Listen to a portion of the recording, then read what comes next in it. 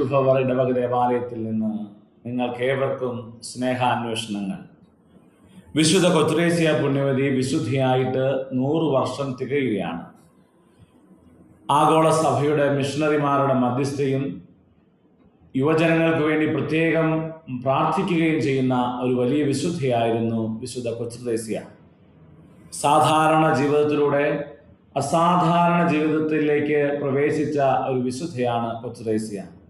കുറുക്കുവഴിയിലൂടെ ഈശോയുടെ സ്നേഹം കരസ്ഥമാക്കുകയും ഈശോയിലേക്ക് വളരുകയും ചെയ്ത ഈ വിശുദ്ധയെ അനുകരിക്കുകയാണ് നമ്മൾ ഓരോരുത്തരും ചെയ്യുന്നത്.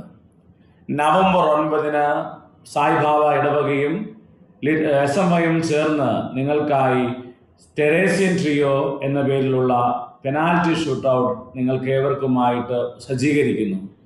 ഇതിലേക്ക് നിങ്ങളേവരെയും ഞങ്ങൾ ഹാർദവുമായി സ്വാഗതം ചെയ്യുന്നു.